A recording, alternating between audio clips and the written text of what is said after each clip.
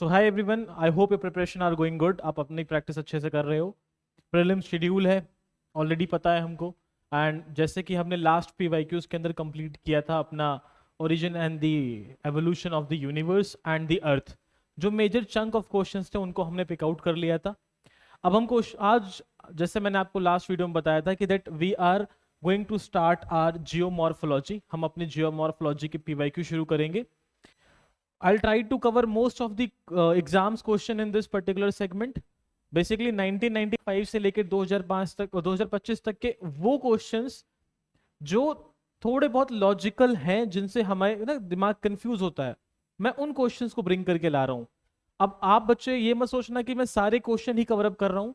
कुछ ऐसे random questions होते हैं जिनको पढ़ के सीधा आप आंसर लगा देते हो, जैसे कि अर्थ की टॉप मोस्ट लेयर कौन सी है, सो क्रस्ट इज द आंसर। तो ऐसे क्वेश्चंस को मैंने बहुत ज्यादा अवॉइड करने की कोशिश करी है। I am bringing only those kind of questions जहां पे थोड़ा बहुत दिमाग चलेगा, जहां पे आप फंसेंगे एग्जाम के अंदर, ठीक। And I had given the task you guys to revise your geomorphology. आपने रिवाइज कर लिया होगा। Let's go with the PYQs here. And videos अभी थोड़ी डिले में होके आ रही हैं। There are certain reasons behind this. कभी बाद में उसको डिस्कस करेंगे। Without killing our time, let's begin the first question here. Let's see पहला क्वेश्चन क्या कह रहा है। So yes, there certain question. अच्छा, मैं कोशिश करूंगा कि क्वेश्चंस के साथ साथ थ्योरीज को भी डिस्कस करता चलूं, ताकि आप लोग का एक रिवीजन भी होता रहे और पीवाईक्यूज भी लगते रहे आपके। Let's see the first question है, क्या कह रहा है। Which of the following are the evidence of the phenomena of the continental drift.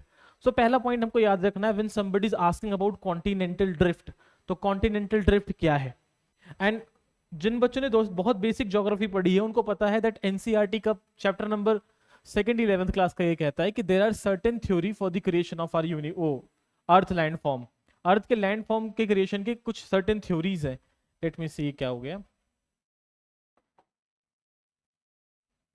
Okay, so this pen is selected. Anyways, चले,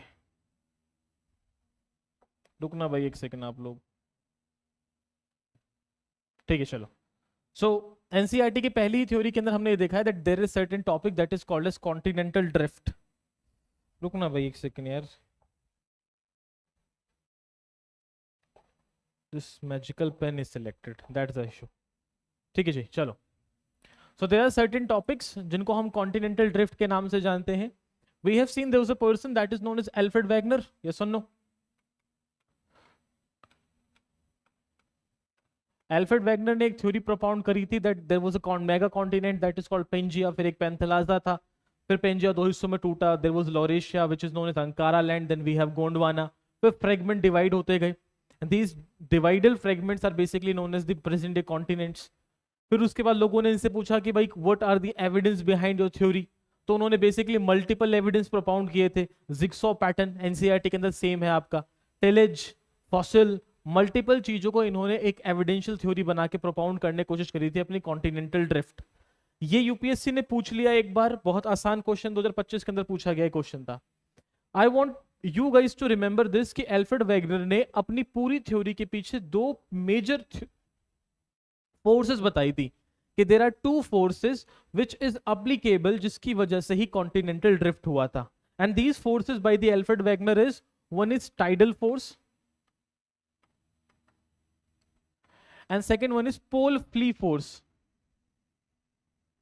ठीक है जी, ये दो मेजर इन्होंने एविडेंस के साथ साथ रीजन दिए थे by which the continents are separating from each other. Laterally plate tectonic आया, फिर हेनरी हेस के द्वारा आया sea floor spreading theory, multiple theories वहां प्रोपाउंड की गई। अब देखते हैं क्वेश्चन क्या कह रहा है। The belt of an ancient rock from Brazil coast matches with the west African coast. So एक थ्योरी थी ना जिग्सॉ पैटर्न वाली, जिग्सॉ फिट वाली, वो पहली बात कह रहा है। दूसरा, the gold deposit of Ghana are derive from the Brazil plateau when the two continents lay side by side. दोनों के पास जो रॉक स्ट्रक्चर है वो भी सेम है। जैसे कि हमारे पास, हमने कॉन्टिनेंटल ड्रिफ्ट का एक थ्योरी देखनी है हमको, जैसे ये वाला अपना पर्टिकुलर अफ्रीका का रीजन होगा, यहाँ पे हमको गल्फ ऑफ घाना पढ़ते हैं आप लोग, गल्फ ऑफ घाना, ये है आपका ब्राजीलियन कोस्ट वाला रीजन। तो इस थ्योरी, दूसरा स्टेटमेंट क्या कह रहा है कि यहाँ पे जो गोल्ड डिपॉजिट है, they are certain gold deposit from the Brazil. तो ये वाला पॉइंट भी हमें क्लियरली समझ आ रहा है। The Gondwana system of sediment from India is known to have its counterparts in 6 different land masses of the southern hemisphere. जो Gondwana system है इंडिया का, कह रहे हैं कि वो अलग अलग कॉन्टिनेंट के 6 सिस्टम्स में है। अब वो जो गोंडवाना लैंड है वो कौन कौन से सिस्टम के अंदर एग्जेजरेट है, तो एक बार देख लेना। ये 2 पॉइंट तो बहुत सुटेबल होते हैं। तीसरा पॉइंट जो बहुत कंफ्यूजन है फॉर द स्टूडेंट्स, जो गोंडवाना सिस्टम इंडिया का है सेडिमेंट्री रॉक का स्पेशली, ये कहता है that if you start looking clearly the Gondwana system of India is also present in Africa, in Antarctica, in Australia, in Madagascar 4 हो गए, इन फॉकलैंड आइलैंड 5 हो गए, in South America there is 6। So basically 1 2 3 4 5 6 there are 6 certain places on this particular continent जो India में Gondwana system है, उसके type के rocks and fossils evidence हमको 6 और कॉन्टिनेंट या फिर आइलैंड ग्रुप्स में देखने को मिलते हैं। So these are the particular theory जो अल्फ्रेड वैगनर ने प्रोपाउंड करी थी, and according to this if we start looking clearly, statement 1, statement 2, statement 3, all the 3 statements are absolutely correct in this। तो हम इसके हिसाब से कह सकते हैं that the correct answer would be answer number C, 1, 2 and 3 is the right answer। Moving to the next question, let's see। Consider the following statement। थोड़ा typical question है, याद रखेंगे और उसको हम पढ़ के आसानी से कर लेंगे। In the context of effect of water on the rocks, chalk is known as very permeable rock, where clay is known as quite impermeable or least permeable rock। देखो भाई यहाँ पे 2 शब्दों का यूज किया गया guys, one is permeable, one is impermeable. अब जब ये 2 शब्द आपके सामने एग्जाम के अंदर भी आएंगे, परमिएबल, इम्परमिएबल, पहले इसको ही डिकोड कर लें। Answer there is answer. तो बेसिकली आंसर के हिसाब से हम थोड़ा एक्सप्लेनेशन की तरफ बढ़ते हैं। क्या दे रखा है? Chalk is soft sedimentary rock, mainly composed of calcium carbonate. It has large, well-connected pores that allow the water to pass it throughly। बहुत प्यारी बात है। कह रहा है कि भाई अगर आप चौक की बात करोगे तो चौक के जो ग्रेन्स होते हैं, ग्रेन्स आर नॉट फाइन, उनके बीच के जो पार्टिकल हैं उनमें गैप्स होता है, तो पानी बहुत आसानी से उनके थ्रू से गुजर जाता है। And when the water is basically passing from a certain object, तो हम कह सकते हैं कि इसकी परमिएबिलिटी जो है वो क्या है, वो ज्यादा है। परमिएबिलिटी क्या है उसकी? ज्यादा है पर्टिकुलर। और कोई भी ऐसा पर्टिकुलर रॉक स्ट्रक्चर गाइस जो आप फ्यूचर में पढ़ोगे जिसके ग्रेन साइज में काफी हद तक फॉल्ट या गैप्स होते हैं, वो पर्टिकुलर रॉक्स आपके बेसिकली परमिएबल रॉक्स कहलाते हैं। कोई भी पर्टिकुलर ऐसा रॉक होगा जो रॉक जिसके बीच में बहुत कम गैप होगा, जिसके फाइन ग्रेन्स होंगे, these are called as impermeable. इसलिए अगर चौक को देखोगे सेडिमेंट्री रॉक होती है, इसके कनेक्टेड जो पोर्स होते हैं वेल कनेक्टेड होते हैं, ठीक है, बट इनके बीच में गैप होता है, इसलिए हाईली क्या है आपके परमिएबल है। In contrast clay consist very fine particles. Clay में बहुत फाइन पार्टिकल्स होते हैं, बहुत महीन पार्टिकल होते हैं, दैट आर टाइटली पैक्ड, बहुत टाइटली पैक्ड होते हैं, विद एक्सट्रीमली स्मॉल पोर्स, जिसमें बहुत छोटे छोटे गैप्स होते हैं। Because of this, water passes through the clay very slowly, making it one of the least permeable type of soil or rock. Thus, chalk permits easy water flow where clay resists it। अब ये वाला point हमारी geomorphology में जो type of rocks है and soil, उससे question बनाइए। तो उसने सिंपल का एक लॉजिक क्या दिया कि चौक के ग्रेन्स ज्यादा है इसलिए चौक परमिएबल है, वहीं क्ले जो है इम्परमिएबल है और लीस्ट परमिएबल है। पहला स्टेटमेंट है absolutely correct, there is nothing wrong. Chalk is porous and hence absorb the water. अब जो दूसरा स्टेटमेंट है ये पोरोसिटी वाला शब्द है, ये बहुत बच्चों को कंफ्यूज करता है कि भाई पोरोसिटी का मतलब क्या है। परमिएबिलिटी का मतलब तो समझ जाते हैं, अब पोरोसिटी की बात हो रही है। देखो chalk is not only permeable but also highly porous. Sir ये पोरस क्या है? Meaning it contains numerous tiny voids within its structure. These pores can store water, enabling chalk to absorb and retaining the moisture। कहने की बात हो रही है कि चौक के जो एलिमेंट्स हैं, जो कण हैं, वो थोड़े से मतलब कहते हैं गैप बहुत है, बट उनके जो एलिमेंट है, उनके जो फाइन पार्टिकल्स हैं, these particles are porous, they have the potential to retain water in within themselves। वो पानी को होल्ड करने का पोटेंशियल रखते हैं अपने पास। This is why chalk often feels damp in humid condition and can become crumbly when wet। अब आम भाषा में अपने स्कूल में जब आप थे हम लोग, तो हम चौक का एग्जांपल ले सकते हैं। जब उसमें पानी पर रखते थे तो चौक क्या करता, पानी को अब्सॉर्ब करना शुरू करता था।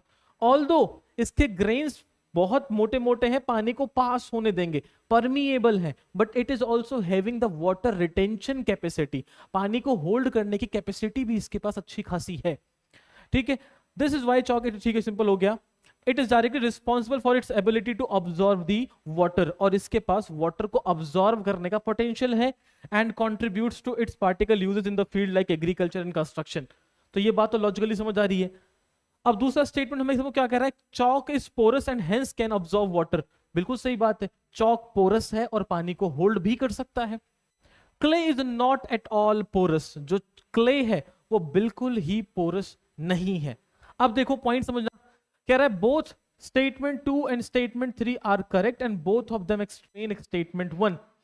अब यहां पे देखो कि कह रहा है कि स्टेटमेंट 1 को एक्सप्लेन करने के लिए स्टेटमेंट 2 क्या इनफ है? चॉक इज पोरस, हाँ जी, हेंस कैन अब्सॉर्ब वाटर, ये वाला पॉइंट इसको एक्सप्लेन करने की कोशिश तो कर रहा है। तो हम इंडिविजुअली कह सकते हैं कि देखो भाई, हमारा स्टेटमेंट 1 एंड स्टेटमेंट 2 दोनों ही एब्सोल्युटली करेक्ट है। तो अब देखो दोनों ही एब्सोल्युटली करेक्ट है। अब क्या कह रहा है कि जो तीसरा स्टेटमेंट है, ठीक है जी, अब तीसरा statement clay is not at all porous, clay बिल्कुल पोरस नहीं है। तो देखो ठीक है, पहला स्टेटमेंट सही है, दूसरा भी सही है और तीसरा भी हद तक सही है, लेकिन पहले स्टेटमेंट को एक्सप्लेन जो कर रहा है सुटेबली, वो केवल स्टेटमेंट नंबर 2 कर रहा है। तो hence only one of the statement 2 and 3 correct and that explain statement 1 will be the right answer. तो ये वाला पॉइंट सही हो गया आपका, ये वाला पॉइंट सही हो गया। Chalk is not at all porous, तो कह रहा है चॉक बिल्कुल पोरोसिटी नहीं है।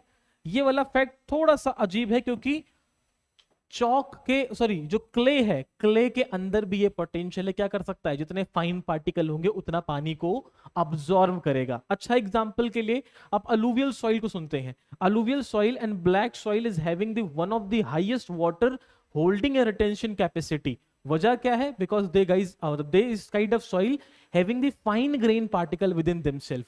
अब जो ये फाइन ग्रेन पार्टिकल है वो क्या करता है, बेसिकली पानी को होल्ड करने की कोशिश करता है। अब ये कह रहा है clay is not at all porous, मतलब क्ले के पास पानी को ऑब्जॉर्व करने का पोटेंशियल बिल्कुल ही नहीं है। तो फिर उस हिसाब से ये स्टेटमेंट हमारा गलत बन जाता है। तो that's why statement C is the right answer. Let's move to the next question. Consider the following, rainfall is one of the reason for the weathering of rock. ठीक है, हमें पता है एक टर्म है that is called geomorphic process. Geomorphic process, इस geomorphic process के लिए दो तरह के एजेंट्स काम में आते हैं। एक होते हैं एंडोजेनिक एजेंट्स और एक होते हैं आपके एक्सोजेनिक। जो एंडोजेनिक होते हैं इसमें बेसिकली वॉल्केनो और अर्थक्वेक की बात होती है। एक्सोजेनिक के अंदर हम पढ़ते हैं एक एजेंट है वाटर, वाटर का ही फॉर्म हो जाता है ग्राउंड वाटर। ग्राउंड वाटर के बाद आप देखते हो ग्लेशियर, ग्लेशियर के साथ आप इधर आ जाओ विंड, विंड के साथ इधर सी वाटर, रेन वाटर, कुछ भी कह लें भाई। ठीक है, अब एक होता है आपका सही मायने में टेम्परेचर भी कह सकता हूं, ये भी एक एजेंट की तरह काम करता है। Temperature changes the climate, climate effect the weathering process. अब क्या कह रहा है, rainfall is one of the reason for the weathering of rock. Rainfall एक रीजन है ताकि जो पत्थर है उनमें वेदरिंग शुरू होती है। हाँ जी, कोई नई बात नहीं है, सही है। Rain water contains carbon dioxide in solution. देखो वेदरिंग ना 3 तरह की होती है भाई, एक होती है फिजिकल, एक होती है बायोलॉजिकल, एक होती है केमिकल वेदरिंग। केमिकल वेदरिंग के अंदर 3 से 4 प्रोसेस होती हैं। उसमें एक प्रोसेस है आपका सॉल्यूशन, एक होता है ऑक्सीडेशन, एक होता है रिडक्शन, एक होता है आपका हाइड्रोलिसिस, एक होता है आपका कार्बनेशन। जो ये कार्बनेशन का प्रोसेस है, केमिकल वेदरिंग के अंदर कार्बनेशन एक प्रोसेस है। उस कार्बनेशन की लाइन बिल्कुल यही है, rain water contains carbon dioxide in solution. Nitrogen and carbon dioxide in solution मिलते हैं। Rain water contains atmospheric oxygen, rain water में एटमॉस्फेरिक ऑक्सीजन भी होता है। अब चाहे आप कार्बन डाइऑक्साइड ले आओगे तो कार्बोनेशन का प्रोसेस होगा, अगर ऑक्सीजन लेके आओगे तो ऑक्सीडेशन का प्रोसेस होगा। इसलिए अब तो क्या कह रहा है, rainfall is one of the reason for the weathering of rock. Rainfall वो कारण है जिसकी वजह से पत्थर में वेदरिंग होती है। यहां तक बात सही है। कह रहा है रेन वाटर में कार्बन डाइऑक्साइड होता है, इस वजह से वेदरिंग होती है। जी हां, हमने केमिकल वेदरिंग के अंदर कार्बोनेशन पढ़ा है। उसके बाद क्या, रेन वाटर में ऑक्सीजन होता है, बिल्कुल, we have the process of oxidation. अब देखते हैं आंसर कहां पे जंप करने की कोशिश कर रहा है। तो देखिए 3 तरह की वेदरिंग है, केमिकल, फिजिकल, बायोलॉजिकल। पहला स्टेटमेंट बिल्कुल सही है, दूसरा स्टेटमेंट सही है, तीसरा स्टेटमेंट सही है। अब इस हिसाब से हम कह सकते हैं that both statement 2 and statement 3 are correct and both of them try to explain statement 1। 2024 और 25 से कुछ ये ट्रिकी क्वेश्चन है अपने पास। ठीक है जी, रुकते हैं एक सेकेंड।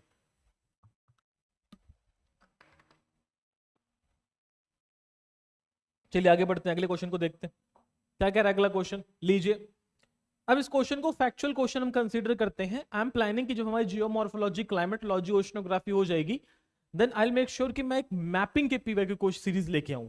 और मैपिंग के पीवाईक्यू मतलब वही 1995 से लेके 2025 तक जितने भी मैपिंग बेस्ड क्वेश्चन पूछे हैं एग्जामिनर ने through out NDA, CDS, CAPF, EPFO, जियो साइंटिस्ट, स्टेट पीसीएस, जितना मैं ढूंढ पाऊंगा उसकी एक कर लेंगे। बट फॉर एग्जाम्पल यहाँ पे मैंने एक रफली 1-2 क्वेश्चन ऐड किए हैं अभी के लिए।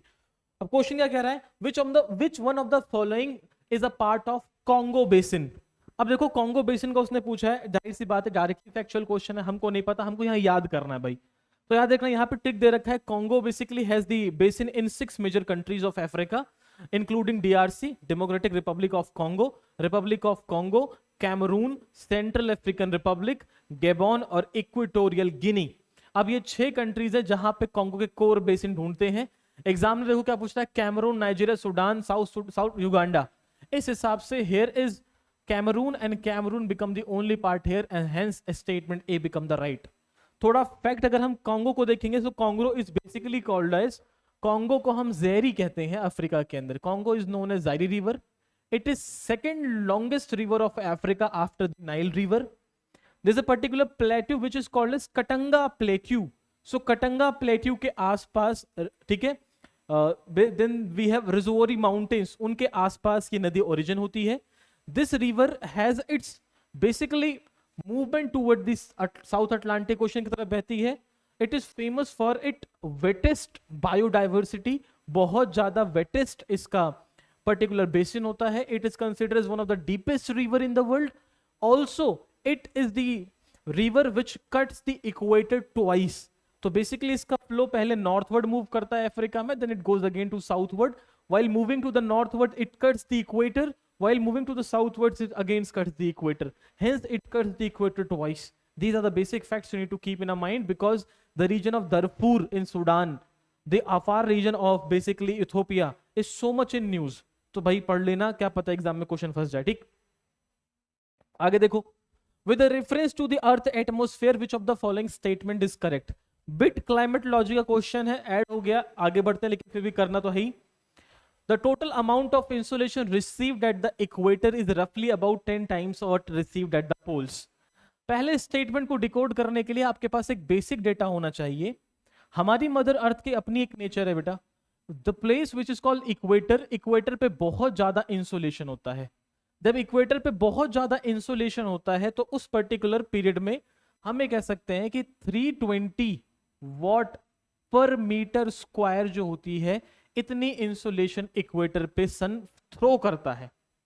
वहीं अगर हम पोल की बात करें so it is near about 70 at the poles, 70 watt per metre square at the poles. ये डेटा याद कर लेना, एग्जाम में बहुत काम आएगा। इस दोनों ही कहानी के हिसाब से हमें समझ आया कि इन दोनों के हिसाब को देखो ढंग से। सो पहला स्टेटमेंट कह रहा है कि the amount of insulation received at the equator is रफली 10 टाइम ऑफ द पोल। अगर 10 टाइम ऑफ द पोल होता सो it will be around 700 guys, not 320। तो पहला स्टेटमेंट तो गलत हो गया। इंफ्रारेड रेज कॉन्स्टिट्यूट रफली 2/3 ऑफ द इंसुलेशन। जो इंफ्रारेड रेज हैं ये रफली केवल 2/3 इंसुलेशन को कंट्रीब्यूट करती हैं। साइंस में एक टॉपिक होता है इलेक्ट्रोमैग्नेटिक स्पेक्ट्रम, वो पढ़िएगा अगर आपको ये कॉन्सेप्ट क्लियर नहीं हो रहा। Infrared waves are largely absorbed by the water vapour that is concentrated in the lower atmosphere. आप कह रहा है कि जो इंफ्रारेड वेव्स आती हैं उनको बेसिकली कौन अब्सॉर्ब कर लेता है, वाटर वेपर, खासकर लोअर एटमॉस्फेयर के अंदर। उसके बाद infrared waves are a part of visible spectrum of electromagnetic waves of solar radiation.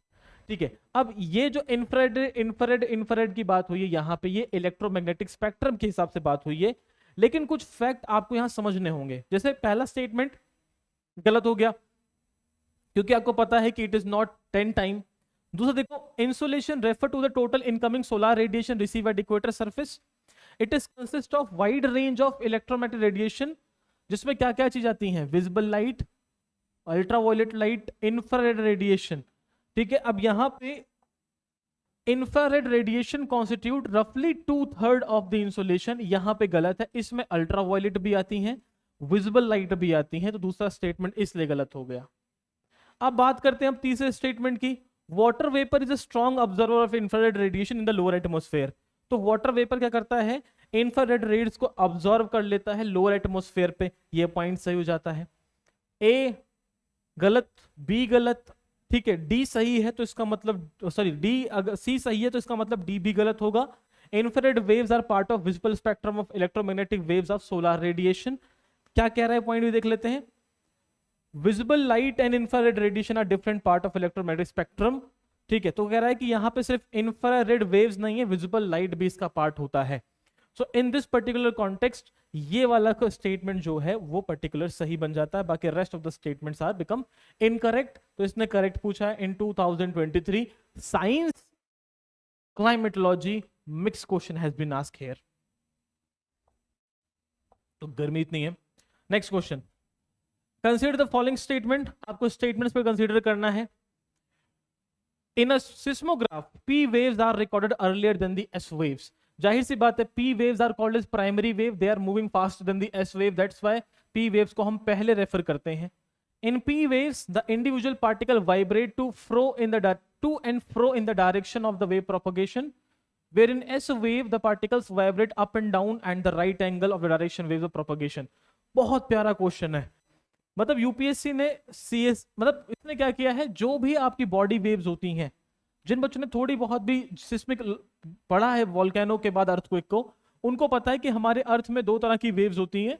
First one is your surface wave, another one is your body waves.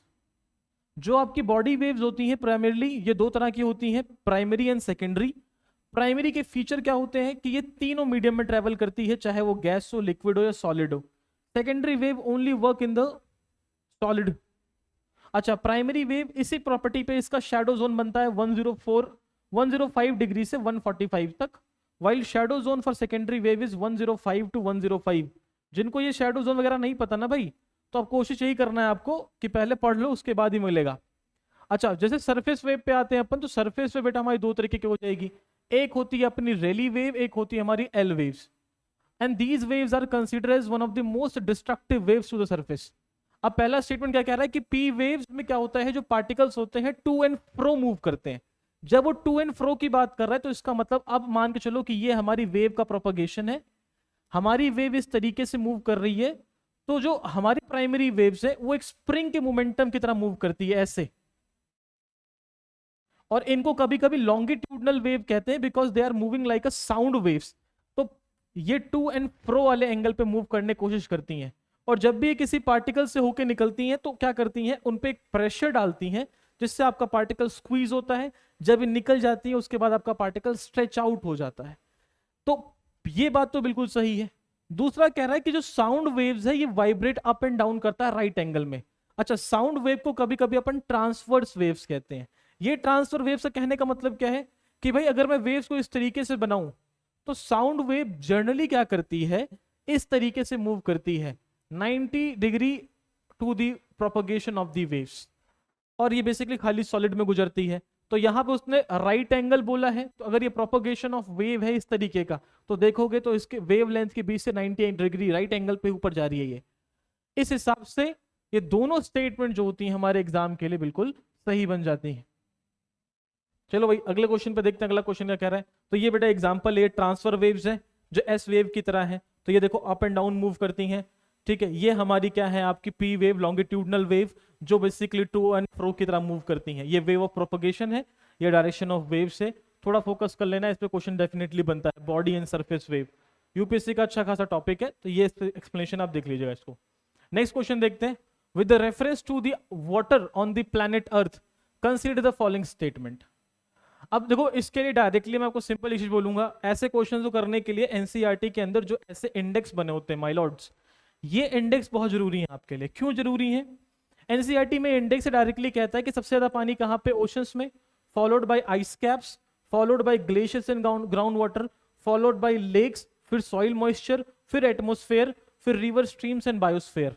आपकी नदियों से ज्यादा पानी आपके मिट्टी में है, आपकी नदियों से ज्यादा पानी आपके एटमोस्फेयर में है, और जितना पानी एटमोस्फेयर में उससे ज्यादा पानी आपकी लेक्स के अंदर देखने को मिलता है।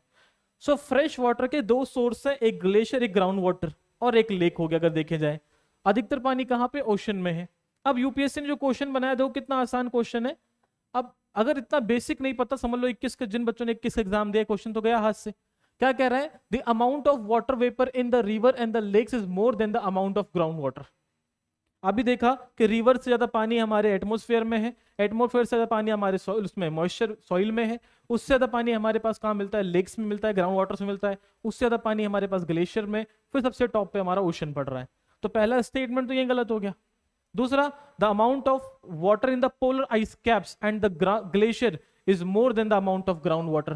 पहले पे ओशन, दूसरे पे ग्लेशियर, तीसरे पे ग्राउंड वाटर। दूसरा वही कह रहा है कि इससे ज्यादा पानी यहाँ पे है, hence statement 2 become the correct, 1 become incorrect। बहुत सिंपल लॉजिक है। अब ऐसे क्वेश्चन के लिए आप सोचो, आप एनसीईआरटी में लाइन ढूंढ रहे हो, examiner will give the questions from the line. उसने कुछ नहीं किया, उसने कहा जिन बच्चों ने इंडेक्स को ढंग से ऑब्जर्व किया है, let me ask the question from one index. तो ऐसे क्वेश्चंस को एग्जाम में नहीं करके गलत आना है। क्यों? अब हमें जनरली पता है भाई हमारे पास 100 क्वेश्चंस हैं, 55 क्वेश्चन करने वाला प्रीलिम क्रॉस करने का पोटेंशियल 100% रखता है। अब 45 क्वेश्चन छोड़ने हैं, तो एग्जामिनर जानबूझ के 40 क्वेश्चन ऐसे डालेगा जो आपको आएंगे ही नहीं। बट जो रिमेनिंग 60 क्वेश्चन है वो ऐसे क्वेश्चन में से आसपास होते हैं, इनको गलत करके क्या होगा, सिलेक्शन दूर है फिर तो आपका। आगे देखते हैं भाई, ये क्वेश्चन डिस्कस हो गया नहीं। Consider the following statement, 2018 question है। The earth magnetic field has reverse every few hundred and thousand years. पहला स्टेटमेंट है। अब क्या सही क्या गलत है, लेकिन फिर भी लॉजिकल है। एक टॉपिक मैंने आपको बताया था, शायद आपको क्लास में नहीं बताया, जैसे कॉन्सेप्ट ऑफ पैलियोमैग्नेटिज्म।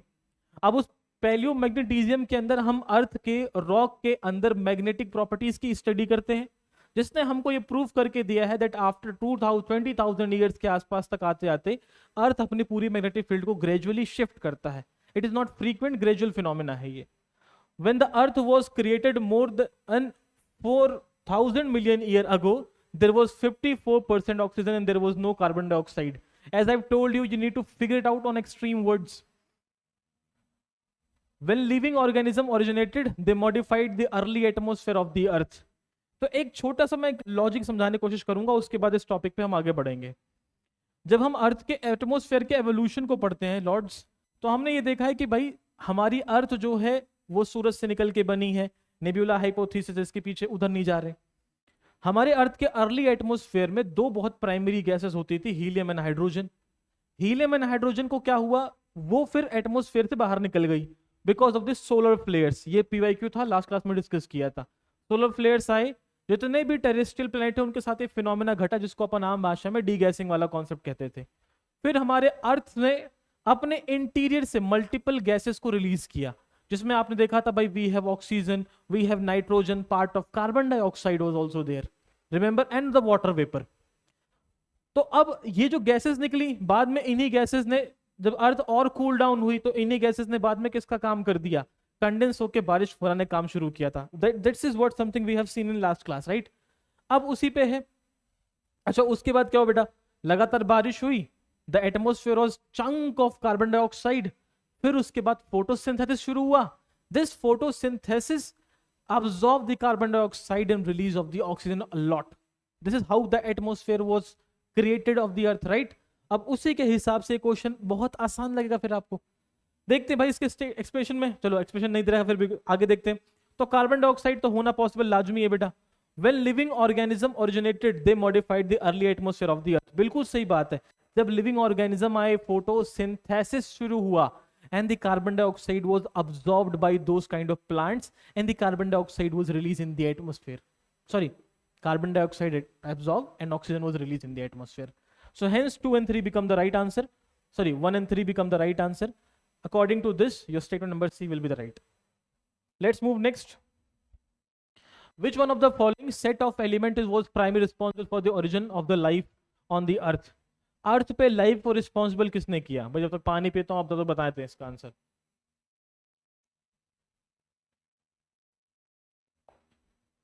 है तो चलो।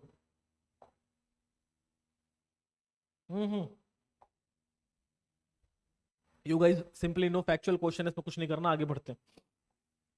चलिए जी, शुरू होता है। जियोमॉर्फोलॉजिकल लैंडफॉर्म्स में एंट्री ले ली हमने तब। Let's see next, which of the following is और are the geologic feature that can be seen in the rocky coast. अगर रॉकी कोस्ट है तो हमें कौन कौन से फीचर दिखेंगे? भाई सिंपल सी बात है, जब तक basic erosional and deposition land clear नहीं है, क्वेश्चन नहीं होने वाला। अब उसने सिंपल पूछा कोस्ट, कोस्ट मतलब समुद्र, समुद्र का मतलब सी वाटर, और सी वाटर क्या क्या बनाती है पता है आपको? Lagoon, beaches, sea stack, sea nose, sea cliff, ठीक है, sea caves, tombolo, sand bars. तो याद आ रहा है कुछ? बस सेम चीज आपके सामने है। वेव कट टेरेस मिलेगा, वेव कट टेरेस एब्सोल्युटली मिलेगा। सी आर्क एंड सी स्टैक बिल्कुल मिलेगा जी। क्या लगून्स मिलेंगे? लगून जी थोड़े बहुत तो मुश्किल हो सकते हैं यहाँ पे, बट फिर भी लगून लेक्स का पोटेंशियल रहेगा। बैरियर बार जी बिल्कुल, चार चीजें मिलेंगी आपको, बात क्लियर हो जाती है आपको। Consider the following statement about the sedimentary rocks. Sedimentary rocks are formed at the earth's surface by hydrological system. Sedimentary rock hydrological system से बने हैं, ठीक है, कह सकते हैं। वेदरिंग को शुरू करने वाला पहला प्रोसेस हमारा वाटर ही है, फिर भी आगे देखते हैं। The formation of sedimentary rock involve weathering of pre-existing rocks. जो पहले से बने पत्थर हैं उनका टूटना ही सेडिमेंट्री रॉक्स का फॉर्मेशन है, बिल्कुल सही बात है। Sedimentary rocks contain fossil, sedimentary rocks में फॉसिल होती हैं, बिल्कुल सेडिमेंट्री रॉक्स में फॉसिल्स होती हैं। Sedimentary rocks typically occurs in the layers, बिल्कुल सही बात है, सेडिमेंट्री लेयर्स में होती हैं, बट देयर इज नो फॉइलेशन, याद रखना। फॉइलेशन और bended of rock is a feature of metamorphic rock. कभी कभी ऐसा होता है कि पत्थरों के अंदर जो मिनरल्स होते हैं वो इस तरीके से अलाइंड हो जाते हैं। जब मिनरल्स अलाइंड होते हैं माय लॉर्ड्स, तब उनको फॉइलेशन कहते हैं। बट अगर एक पत्थर ऐसा है उसके ऊपर कोई दूसरा पत्थर आके इस तरीके से आ जाए, फिर तीसरा पत्थर ऐसे आ जाए, देख रहे हो ये, तो इसमें आपको क्या दिखाई दे रहा है? दैट वी हैव लेयरिंग, यहां पे हम लेयरिंग कर रहे हैं, तो सेडिमेंट्री में लेयरिंग होगी। एक रॉक के ऊपर अगर दूसरा रॉक गिरेगा तो इसके जो फॉसिल्स होंगे वो दबे रह जाएंगे। तो इस हिसाब से अब अगर अपने क्वेश्चंस को देखोगे, so here the answer number D, बिल्कुल पहला, दूसरा, तीसरा, चौथा सारे सही हैं। कहीं कोई डाउट हो, there is a comment section, आप उसमें कमेंट कर देना। आई विल मेक श्योर आपके डाउट को रिजॉल्व करने के लिए आपके डाउट को वीडियो में पक्का डिस्कस करूंगा मैं। Consider the following statement about earthquakes. अब भाई अर्थक्वेक पे डिस्कशन करना है। कह रहा है intensity of earthquake is measured on the Mercalli scale. एक होता है रिश्टर स्केल और एक होता है Mercalli scale. Earthquake magnitude is measured of energy release, ठीक है जी। Magnitude of earth depend directly upon amplitude of earthquake wave, वाह जी वाह। Every integer on Richter scale show 100 time increase in the energy release. भाई देखो, ऐसे question जब आए भाई तो आपको डिफिकल्टी तो लग रही है इसमें कि ऐसे क्वेश्चन को कैसे हम पिक आउट करेंगे। ऐसे क्वेश्चन को पिक आउट करने के लिए थोड़ा आपको अटेंटिव फोकस ये रखना है कि एक बार 2 से 3 बार देखो, आपको याद है कुछ। जैसे मुझे ये वाला पॉइंट याद है एज एन स्टूडेंट, मैंने कहीं गलती से पढ़ा है इस चीज को कि भाई जो रिश्टर स्केल होता है उसका एवरी इंटीजर जो होता है वो 30 टाइम्स एनर्जी को रिलीज दिखाता है, ना कि 100 टाइम। ये बैठा लो दिमाग में, ये एक नॉर्मल सा फंडामेंटल रूल है, और इस फंडामेंटल रूल्स को देख लिया जाए। an increase in the magnitude by one integer on the Richter scale represent the 10-fold increase in the measured amplitude 32 times, not 100 times. अब पहला स्टेटमेंट बहुत बेसिक है, हमको पता है कि कभी भी अर्थक्वेक आती है तो हम मर्केली स्केल और रिश्टर स्केल जो होता है, रिश्टर स्केल पे हम मेजर करने की कोशिश करते हैं कि हमारे अर्थक्वेक का मैग्नीट्यूड कितना है। क्या हम करते हैं भाई? मैग्नीट्यूड, कितने मैग्नीट्यूड का अर्थक्वेक है, 1 मैग्नीट्यूड का है, 2 का है, 3 का है, हम ये मेजर करते हैं रिश्टर स्केल पे, जो 10 से ऊपर कभी नहीं होता। जो मर्केली स्केल है ये 12 तक होता है, और इसमें हम अर्थक्वेक की intensity and the potential damage earthquake can create उसको कंसीडर करते हैं। इसलिए पहला स्टेटमेंट क्या हो गया? सही हो गया। अब रही बात दूसरे और तीसरे स्टेटमेंट को, earthquake magnitude is the measurement of energy release. Earthquake का मैग्नीट्यूड का मतलब यही होता है कि कितनी एनर्जी उसमें रिलीज हुई है। Magnitude of earthquake depend directly upon the amplitude of earthquake waves. Magnitude directly depend करता है कि कितनी तेजी से एनर्जी का रिलीजमेंट हुआ है। According to this, if you start looking clearly, what question is asking, which of the following statement are true, और ट्रू की बात करूं 1 2 3 इज ट्रू, 4 इज इनकरेक्ट। ठीक है जी, अगर फोर्थ इनकरेक्ट है, हमको पता है शुरू से ही, तो दो ऑप्शन इजिली एलिमिनेट हो जाएंगे, या तो 1 3 या फिर 1 2 3। ठीक है जी, चलिए जी अगले क्वेश्चन पे देखते हैं। The land of the big games, it was in news, an examiner put the question on this 2019 UPPCS. The land of the big games जब भी बात होती है, so it talks about which reason?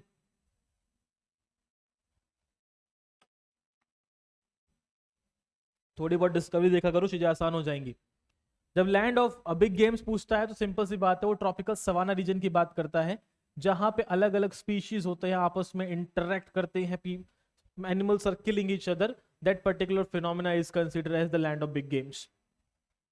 फिर उसके बाद which of the following instrument is used to record the seismic waves? अभी देख के आए हो, दैट इज सिस्मोग्राफ। ठीक है जी। The north western region of India, Indian subcontinent, north western बोला है गाइस, सीधे आ जाएंगे इधर वाले रीजन पे। ठीक है, is susceptible to the earthquake activity because, अच्छा यहाँ पे भाई काफी भूकंप आते हैं, इसकी वजह क्या है? Plate tectonic, coral formation activities, coral समुद्र में होते हैं, ये तो खत्म हो गया। वॉल्केनिक एक्टिविटीज, बैरन आइलैंड साउथ में, नॉर्थ में विजिबल है बट ना के बराबर कोई एक्टिव वॉल्केनो है। There's a plate tectonic, absolutely. Indian plate versus Eurasian plates are colliding, the creation of Himalayas and Hindu Kush are result of this. Answer B. Desert is defined as when the area where, as the area, ठीक है, कह रहा है कि रेगिस्तान कब बनेगा? Temperature remain more than, बहुत गर्मी है, नो प्लांट्स आर फॉर्म, कोई पेड़ पौधे नहीं है, एनुअल रेन अकर लेस देन 25 सेंटीमीटर, 25 सेंटीमीटर से कम बारिश होती है, प्रोमिनेंस ऑफ सैंड बोरोज। देखो भाई सैंड बोरोज, जाहिर सी बात है, डेजर्ट का मतलब हमारा एक ऐसा रीजन जहां पे 25 सेंटीमीटर से कम बारिश होती है। इंडिया में ऐसे 3 पर्टिकुलर रीजन है जहां पे इस अमाउंट का रेनफॉल आप देख सकते हो। एक तो ये आंध्र और महाराष्ट्र के बीच का रीजन देखना, जिसको रेन शैडो कहते हैं, तो यहाँ 50-55 के आसपास बारिश होती है। थार रेगिस्तान का ये रीजन हो गया जहां पे इस अमाउंट की रेनफॉल होती है। Presence of Aravalli become the reason of this, और बाकी अपना लद्दाख का ये जो रीजन होता है, the highlands of Himalayas become the reason of this. तो पर्टिकुलर रीजन जहां 25 सेंटीमीटर से कम बारिश होती है, एनुअल रेंज, उसी को हम रेगिस्तान में कन्वर्ट कर देते हैं। Based on the following statement choose the correct option. Chhattisgarh PCS question 2021।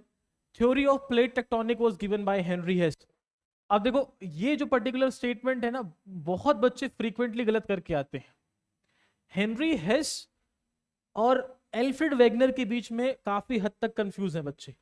Alfred Wegener actually given the plate tectonic, Henry H Hess ने जो थ्योरी दी थी that is sea floor spreading theory.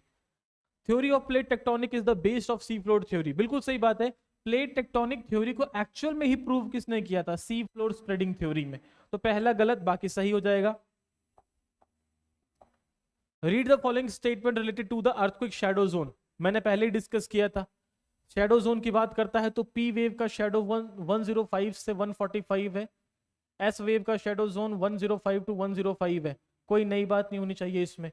The shadow zone of one earthquake is totally different from the shadow zone of another earthquake. अच्छा जी, seismometer record both P and S wave at any distance out of 105 from earthquake epicentre. अब क्या है, seismometer record P and S wave at any distance out of 105 from the earthquake epicenter। अब कह रहा है 105 के बाद से, क्या कह रहा है, 105 के बाद से लेके जो सिस्मोमीटर है उसमें हम अर्थक्वेक जो वेव्स है उनको हम मेजर आउट कर ले रहे हैं। अब भाई ऐसे क्वेश्चन को नॉर्मली जब देखना शुरू करोगे तो आपको समझ सिंपल आ रहा है ना, 105 के बाद 145 shadow zone for the P wave, 105 से लेके 105 shadow zone for the S wave. तो 105 के बाद सिस्मोमीटर के अंदर अर्थक्वेक के वेव्स को मेजर करना नेक्स्ट टू इम्पॉसिबल हो जाता है। So statement A is true, statement 2 is false. Match the following. Steppes, steppes का मैच होगा आपका रशिया से। Prairies USA, veld South Africa, downs Australia. क्या कोड होगा आप रोक के देख लीजिएगा। थोड़ा बहुत अगर आपको ज्यादा इंफॉर्मेशन चाहिए तो ब्राजील जब भी आएगा तो ब्राजील में सेरेडोस कैंपोस कटेंगास, वेनेजुएला आएगा लानोस कर दीजिएगा, अर्जेंटीना आएगा पंपास या ग्रान चाउ कर देना, इंडिया में आएगा तो बानी ग्रासलैंड कर देना। ठीक है, तो ये बहुत, और अगर न्यूजीलैंड में आए तो कैंटेबेरी ग्रासलैंड कर दीजिएगा। विच of the following landform is formed by the wind erosion. Wind erosion का अच्छा खासा एग्जांपल है सर्क ग्लेशियर है, स्टैग सी है, ज़्यूगन विंड है। बात खत्म। पेरीपेडिमेंट इन डेजर्ट और semi desert region is also known as bajadas. Inselberg खड़े चट्टान है, ज़्यूगन भी खड़े चट्टान है, थोड़े चौड़े होते हैं। पलायस शॉर्ट टर्म लेक्स होती हैं। पेरीपेडिमेंट्स अ प्लेन काइंड ऑफ रीजन होता है जिसको अपन बहाडास कहते हैं। ये आपके सामने एक अच्छा खासा एग्जांपल है। ये जो बहाडास, ये प्लेन का जो रीजन है, these are called as bajadas. Bajadas alluvial fans, उसके बाद का रीजन है that is called playas. Individual lava flows are normally only, volcano पे क्वेश्चन पूछा है उसने, एक बार देख लेते हैं कि individual lava flows are normally only few feet thick but not a long period of time. कह रहा जो लावा होता है बहुत हल्का हल्का ऊपर आता है, दूर तक नहीं फैल के जाता। ठीक है जी। रिपीटेड फ्लो में बिल्ड अ वॉल्केनो, और लगातार ऐसे फ्लो से कौन सा वॉल्केनो बनता है? बहुत सिंपल चीज है, लावा नीचे से निकल के आया, जा दूर तक नहीं फैला, नीचे से निकल के आया दूर तक नहीं फैला, नीचे से निकल के आया दूर तक नहीं फैला। This kind of structure literally बहुत बड़े वॉल्केनोज को निर्माण करता है। That is basically a kind of shield volcanoes बनती हैं इससे। कंपोजिट ऊंचे वॉल्केनोज होते हैं और उनके यहाँ पे ग्लेशियर जैसी जगहों पे ऐश एंड लावा के डेपोजिट होते हैं लेयर बाय लेयर, इसको इसलिए कंपोजिट कहते हैं। स्ट्रैटो वॉल्केनो कंपोजिट जैसे ही होते हैं, स्टेटास होते हैं, लाइनें होती हैं इसमें। सिंडर कोन वॉल्केनो सिंपल वही जिसमें ऊपर से कॉनिकल शेप होता है। तो ये रहा स्ट्रैटा वॉल्केनो, ये रहा शील्ड वॉल्केनो, ये रहा सिंडर वॉल्केनो, और ये रहा आपका डोम स्ट्रक्चर ऑफ वॉल्केनो। ये इनके फीचर यहाँ पे लिखे हैं, वीडियो को पॉज करिएगा and you guys can read it out later on. ठीक है, सिंपली आगे बढ़ते हैं।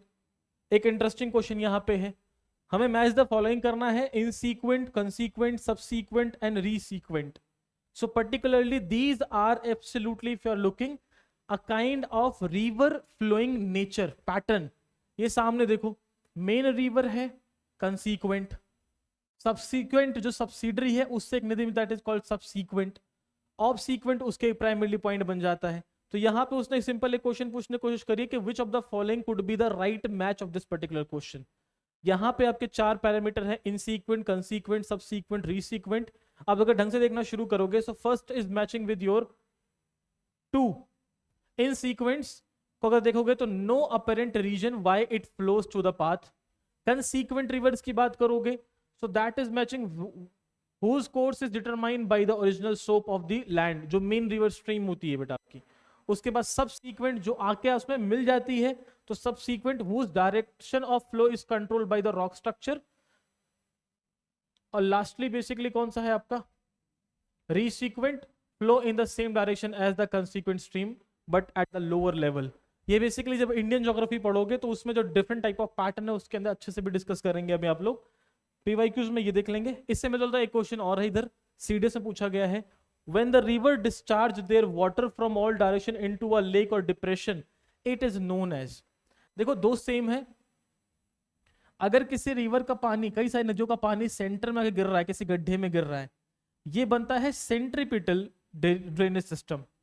अगर एक सेंटर है वहां से कई नदियां निकल रही हैं बाहर की तरफ ऐसे, so that become radial pattern.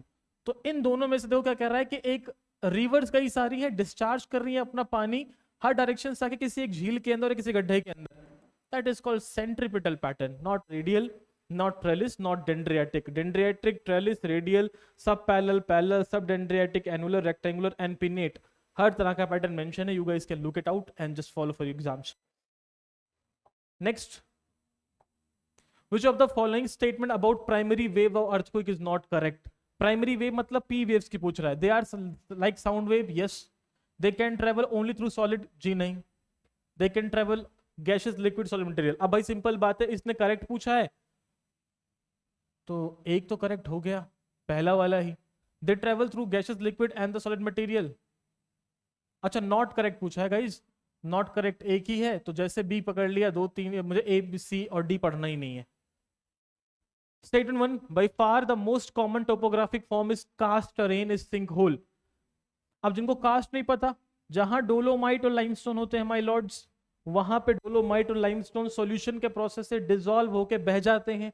ऊपर का जो क्रस्ट होता है उसमें पहले सोलो होल बनेगा, फिर सिंक होल बनेगा, फिर डू लाइन बनेगा, फिर वुआलास बनेंगे, फिर पोलजेस बनेंगे। ये हमने पढ़ रखा है। अब वो कह रहा है कि भाई बाय द फार जहां सबसे अच्छा जो लैंड फॉर्म है that is called sink hole. हाँ जी बिल्कुल सही बात है। अब सिंक होल एक डिप्रेशन है, गड्ढा है जो कि कुछ गहरे से लेके बहुत गहरा भी हो सकता है। हाँ दोनों ही स्टेटमेंट सही है भाई। Incised meander are formed in the mature stage of river. Incised meander are characterized by the regeneration of and upliftment of the land. देखो भाई, इस क्वेश्चन को करने के लिए पहले समझ लो कि इंसाइज मिएंडर एंड मिएंडर में क्या फर्क होता है। अब देखो लॉर्ड्स, मिएंडर का मतलब यह हो गया जब नदी इस तरीके से फ्लो कर रही है, इसको अपन मिएंडर कहते हैं। और ये मिएंडरिंग किसी लैंड फॉर्म का स्ट्रक्चर नहीं है, बल्कि कोरियोलिस फोर्स के इफेक्ट से रिवर का स्नेक लाइक पैटर्न पे मूव करना ही मिएंडर है। अब कभी कभी ऐसा होता है कि जब नदी फ्लो करती है मिएंडर करते हुए, कैसे भी करते हुए, और बीच में गलती से कोई पहाड़ आ जाए। अब से अचानक पहाड़ कैसे आएगा? मान लो एक रिवर फ्लो कर रही थी, गंगा वाला एग्जांपल लेके चलते हैं। मान लो गंगा यूपी से फ्लो कर रही थी, यूपी में एक जगह मान लो बनारस वहां फ्लो कर रही थी। अब कल को फ्यूचर में बनारस में कोई अर्थक्वेक आए और हॉस्ट एंड ग्रेबन जो हमारी फॉल्ट मोमेंटम होता है प्लेट्स में, उसमें एक पत्थर ऊपर उठ जाए, एक चट्टान ऊपर उठ जाए। अब गंगा का पूरा पानी इकट्ठा हो जाएगा ना उस पत्थर के इधर, क्योंकि पहले तो क्रॉस कर लेता था। अब रिवर गंगा क्या करेगी, धीरे धीरे उस चट्टान को काटना शुरू करेगी। काटने से उस पूरी चट्टान के बीच में एक दरार बन जाएगी, that is called as incised मिएंडर। जब नदियां पहाड़ को काट के अपना रास्ता ढूंढती हैं, उनको कभी कभी इंसाइज मिएंडर के तौर पे हम जानते हैं। तो स्टेटमेंट वही कह रहा है कि भाई इंसाइज मिएंडर जो है वो मैच्योर स्टेज में होता है। बिल्कुल सही बात है, जब रिवर अपने एंड में होती है तभी पहाड़ आता है। एग्जाम्पल इंडस, ब्रह्मपुत्र, सतलज, घग्गर, ये लोग पहले एग्जिस्ट करते थे, बाद में हिमालयस बन गए, इनको हिमालय काटना पड़ा, इसलिए इंसाइज मिएंडर बनाए इन लोगों ने। जो पॉइंट बताया regeneration and the upliftment of the land, बिल्कुल सही बात है, जमीन उठ जाएगी तभी तो इंसाइज मेंडरिंग करेगा। With the reference to the earthquake which of the following statement are correct? Earthquake largely occur along the convergent plate boundary. जहां कन्वर्जेंस होती है वहां बहुत ज्यादा अर्थक्वेक देखने को मिलता है, ठीक है। The point of origin of earthquake is lithosphere that is called as hypocentre of focus. जहां अर्थक्वेक रिलीज होता है उसको फोकस या हाइपोसेंटर कहते हैं। Intensity of earthquake decrease with the distance from the epicentre. जितना आप एपिसेंटर से दूर जाएंगे उतना इंटेंसिटी भी कम होती रहेगी अर्थक्वेक की। बिल्कुल सही बात है। Epicentre of earthquake always remain over the continent only. भाई एक्सट्रीम वर्ड आ गया, पहली बात तो ओनली, लेकिन फिर भी एक लॉजिक सेंस लगाते हैं। अगर खाली कॉन्टिनेंट पे होता तो सुनामी नामक कॉन्सेप्ट ही नहीं होता, मतलब समुद्र के अंदर भी एपिसेंटर हो सकता है। ये स्टेटमेंट गलत हो जाती है। Only not continent but also the oceanic crust, hence the 4 option is incorrect. 1 2 and 3 become the right option. आगे देखते हैं भाई, which of the following is not related to the wind erosion? यहाँ कुछ एक्स्ट्रा इन्फॉर्मेशन ऐड कर रखी है, मैं टेलीग्राम पे इसको अपलोड कर दूंगा पीडीएफ, आप पीडीएफ को कैरी फॉरवर्ड कर लीजिएगा। which of the following is not related to wind erosion? देखो ज़्यूगन, ड्रेंकिस्टर, डेमोसेल, ये तीनों जो है ये विंड इरोजन का हिस्सा है। Wind gap is generally just because of river later by the winds. A become the right answer here. Zeugen, Drinkister, Demosil. Zeugen हमारी बुक्स में है, wind gap बुक्स में नहीं, वो समझा दिया। Drinkister and Demosil क्या होते हैं that I have mentioned here, you guys can read out later on. और मैंने ग्रुप में पहले ही डाल दिया था इनका screenshot. Stalactite and Stalagmite are the feature of karst topography। सबसे आसान क्वेश्चन है, बहुत आसानी से पढ़ा होगा। केव्स में ऊपर से लटकते हैं स्टेलेसाइट, नीचे से आते हैं स्टेग्लेमाइट, दोनों मिलते बन जाते हैं pillar. Which of the following element are found in the highest and the lowest quantity respectively in the earth crust? Earth crust में हाईएस्ट एंड लोएस्ट की बात कर रहा है, तो सबसे हाईएस्ट क्या है क्रस्ट में? ऑक्सीजन। सबसे लोएस्ट में क्या है आपका? Magnesium. Next, which among the following plate is not minor plate? इनमें से कौन सा माइनर प्लेट नहीं है? विच one of the following is not a minor plate? बहुत आसान क्वेश्चन पूछ लिया, Antarctica is not a minor plate. इसके लिए मैंने यहाँ पे एक पिक्चर ऐड कर रखी है जानबूझ के। Cocos plate, Juan de Fuca plate, Caribbean plate, Nazca plate, ठीक है जी, Arabian plate, Indian plate, Philippine plate, ये सारी वो प्लेट हैं जो छोटी छोटी प्लेट्स हैं। जो बड़ी प्लेट है आपकी वो कौन सी है? आपकी अंटार्कटिका प्लेट। क्लियरली विजिबल है आपको, अंटार्कटिका इज लार्जेस्ट प्लेट्स में से एक है। तो बहुत आसान क्वेश्चन था ये तो। Which one of the following plain is associated with the limestone topography? Limestone से बताया था मैंने आपको, कास्ट लाइमस्टोन डोलोमाइट सोल्यूबल है, पानी में मिल जाते हैं, घुल के आगे बढ़ जाते हैं, जहां क्रिएशन करते हैं that is called as karst topography. तो ये कास्ट टोपोग्राफी मेंशन है, आप देख सकते हैं। Springs are common in which of the following areas? Springs basically पानी नीचे से जब आता है उनको अपन स्प्रिंग्स कहते हैं। तो कुछ इस तरीके से स्प्रिंग्स बनते हैं आपके। अब वो क्वेश्चन कह रहा है कि स्प्रिंग्स जो दिखते हैं वो क्यों दिखते हैं? यहाँ पे देखो, जहां पे वेल ज्वाइंट रॉक सिस्टम होता है, जहां पत्थर ज्वाइंट होते हैं इस तरीके से, पानी को जगह मिलता है, वो पानी ऊपर निकल जाता है, स्प्रिंग होता है। कास्ट रीजन में टिल्टेड स्ट्रैटास, जहां पे नीचे वाले जो पत्थर है उनमें लेयरिंग होती है, वहां पे। Arid areas with the underlying rocks, सूखे रीजन्स में स्प्रिंग देखने को मुश्किल से मुश्किल मिलता है। हमेशा आपको स्प्रिंग, अगर आप देख सकते हो तो ऊपर एक अच्छा खासा वेजिटेशन दिखा रखा है इसने, हेल्दी लाइफस्टाइल है, स्पीशीज आर देयर। तो कहीं से भी आपको ये एरिड रीजन दिखाई नहीं दे रहा, तो एरिड रीजन में आपके स्प्रिंग्स देखने को नहीं मिलते। यूपीएससी ने जानबूझ के क्वेश्चन फ्रेम किया होगा कि भाई बच्चों को कंफ्यूज करना है, तो याद रखना स्प्रिंग तो एरिड रीजन्स में देखने को ना के बराबर ही मिलते हैं। कभी राजस्थान के अंदर स्प्रिंग नहीं दिखेगा, वहां ओएसिस दिख जाएगा आपको, स्प्रिंग मुश्किल है। आगे देखो, various landforms observed on the surface of the earth are due to. बहुत सिंपल कह रहा है कि अलग अलग अर्थ पे अलग अलग लैंडस्केप पे लैंडफॉर्म बनते हैं, उसकी वजह क्या है? कह रहा है difference in the type of structure of crustal material, difference in the land forming process, differential rate of process of different earth surface. हाँ ठीक है, सारे सही है भाई। Loess, tombolo, point bars, moraines. भाई देखो, मोरेन्स ग्लेशियर का फीचर है, टोम्बोलो सी का फीचर है, पॉइंट बार रिवर का फीचर है, लॉसेस विंड का फीचर है। मैच कर दिया मैंने, आप लोग देख लीजिएगा। Which of the following statement concerning circum-Pacific belt are correct? Okay, it is an active volcanic region. हाँ भाई, पैसिफिक रिंग ऑफ फायर पूछा गया जिसने। सिस्मिक एरिया बहुत है, बिल्कुल सही बात है।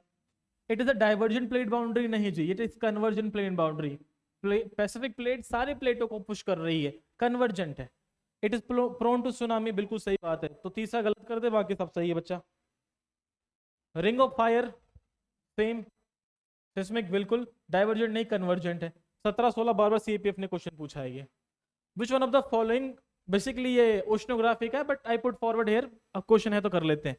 Which of the following statement is correct about the spring tides? देखो, जो टाइड्स होती हैं ओशनोग्राफी में अच्छे से पढ़ा भी दूंगा, समझा भी दूंगा, बट ये ध्यान समझ लोगे। यहां आपके सामने एक इमेज है, जब अर्थ, मून और सन एक ही अलाइनमेंट में होते हैं, सिजगी में होते हैं, 180 डिग्री पे होते हैं तीनों, तो वो बेसिकली क्रिएट करते हैं आपके स्प्रिंग टाइड्स। तो स्प्रिंग टाइड्स में जो टाइड होती है वो एवरेज हाई टाइड से बहुत ऊपर हो जाती है, और जो लो टाइड होती है वो एवरेज लो टाइड से बहुत लो हो जाती है। ये कोड यहां बैठा लेना दिमाग में। अब इस कोड के हिसाब से अगर कोई भी स्टूडेंट देखोगे, high tide is higher than average high tide, बिल्कुल सही। Low tide is higher than the average low tide, नहीं भाई। High tide is lower than, गलत हो गया। High tide is higher than average high tide, the low tide is lower than the average low tide, perfect. High tide is low, गलत हो गया जी। High tide अपने एवरेज हाई टाइड से ऊपर होती है, लो टाइड अपने लो से बहुत नीचे चली जाती है। That is the basic answer of the spring tides. बाकी इसके अपोजिट में नीप टाइड होती है, when this is 190 degree between the earth, moon and the sun. एक और कीवर्ड, एक नीप टाइड के बाद स्प्रिंग टाइड को आने में 7 दिन का टाइम लगता है, हालांकि नॉट एग्जैक्टली 7 डे, हमारे पूरे मून का रोटेशन होता है 27 डेज एंड 8 आवर। याद करो, बताया था मैंने। तो कैलकुलेट कर लो, 4 से डिवाइड कर लेना, अपने आप आपको डेट मिल जाएगी स्प्रिंग एंड नीप टाइड के बीच की डिफरेंस की। There are 1 2 3 4 questions here. Cave, arch, stack and stump are the feature of waves. हाँ जी, कोई दिक्कत तो नहीं इसमें, सबको बहुत आसान क्वेश्चन है। एक सेकंड बेटा। The heaviest rock which are rolled along the river bed is transported came under the which type of load? That is called traction load. Traction load का मतलब होता है, इसको आम भाषा में आप कभी कभी अब्रेजन भी कहते हो बच्चों। जब कोई बड़ा पत्थर नदी के नीचे से बहना शुरू करता है तो जाके छोटे छोटे पत्थरों से टकराता है, उससे उसका फ्रेगमेंट्स टूटते हैं, वो फ्रेगमेंट छोटे हो जाते हैं, जिससे वो क्या बन जाता है, मिट्टी में कन्वर्ट होता है। That is basically called as traction load. Convectional current which move the plate tectonic are found. Arthur Holmes की थ्योरी है कन्वेक्शन करंट थ्योरी। तो कन्वेक्शन बेसिकली कहाँ काम करता है, मेंटल में काम करता है। आपके प्लेट के मोमेंटम के पीछे का सबसे बड़ा जो रीजन है वो क्रस्ट के नीचे है आपका मेंटल। मेंटल की टॉप लेयर है एस्थेनोस्फेयर, और मेंटल के अंदर एक कन्वेक्शन सेल पैटर्न जनरेट होता है इस तरीके से, जिसकी वजह से ही आपके ऊपर की जो प्लेट है वो मूव करती हैं इन डाइवर्जेंट फॉर्म और इन कन्वर्जेंट फॉर्म। ठीक। In India the cardamom hills are the result of western Ghat. Western Ghat का एक्सटेंशन ही कार्डमम हिल्स है आपका। Which of the following statement is earthquake are correct? The point of origin of earthquake is called epicenter. Absolutely. The lines joining,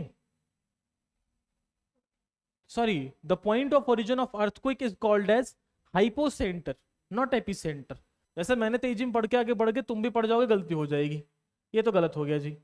The lines joining the place which are affected by earthquake at same point, that is called as homosemical line. बिल्कुल सही बात है। देखो, होमो मतलब हो गया एक तरीके से हमारा कॉमन, सिस्मिकल मतलब हो गया सेम अर्थक्वेक के रेशियो पे। अगर इसको आइसोसेमिकल लिखेगा तब भी सही रहेगा वो। तो दूसरा सही है, पहला गलत हो गया। एक रॉक साइकिल के फॉर्मेशन में लिथिफिकेशन, मेटामॉर्फिज्म, सॉलिडिफिकेशन तीनों होता है। Lithification sedimentary rock, metamorphic rock में मेटामॉर्फिज्म, सॉलिडिफिकेशन ये बेसिकली आपके इग्नियस रॉक का फीचर है। When the magma cools down and solidified that become igneous rock. The point of origin, अच्छा सेम क्वेश्चन हो गया आई गेस। हाँ सेम क्वेश्चन है ये तो। नेक्स्ट भाई, no question. So there are 55 slides I have discussed today in today's class, और मेरे ख्याल से इन 55 स्लाइड्स में I hope I had covered almost next near to 50 to 60 questions from a single topic that is called geomorphology. अब हमारी जो अगली वीडियो होगी that will be close to the climatology. सबसे अच्छा और इंटरेस्टिंग टॉपिक है हमारी यूपीएससी के एग्जामिनर का।